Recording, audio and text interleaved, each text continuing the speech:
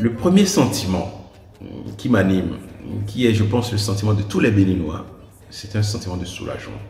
Parce que le Nigeria et le Bénin sont quand même deux pays frères, deux pays frontaliers et qui sont interdépendants.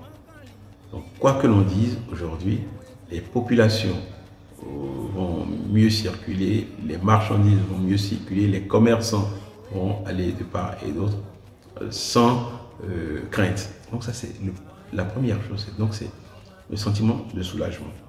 Le deuxième sentiment, c'est un sentiment de fierté. Parce que pour nous autres qui sommes frontaliers du Nigeria, pour nous autres qui avons aussi la famille au Nigeria, j'ai une grande famille à Abeokuta, il a quand même fallu que nous mettions la main à la pâte.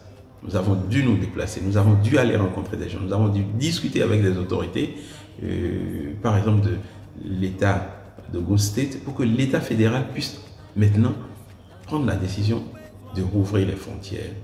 Et nous avons été obligés de faire cela, naturellement, du fait de l'échec de la diplomatie béninoise. C'est de notre devoir de remercier tous les acteurs qui ont participé à la réouverture des frontières. Ce n'était pas facile.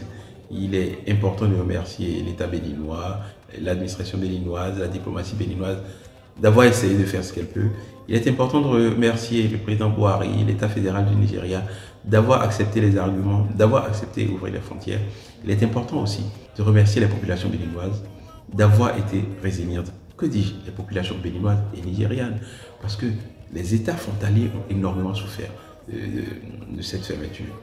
Il est important aujourd'hui de se projeter dans l'avenir et de souhaiter qu'il n'y ait plus jamais de fermeture unilatérale des frontières pour des raisons souvent difficilement justifiables. Aujourd'hui, notre pays, le Bénin, et notre voisin, le Nigeria, doivent s'accorder pour que ce genre de choses n'arrive plus jamais et pour que les populations puissent vivre en paix de part et d'autre. Et nous nous attellerons, nous aussi certainement, à cela parce que nous avons un grand rôle à jouer pour que cette paix règne désormais.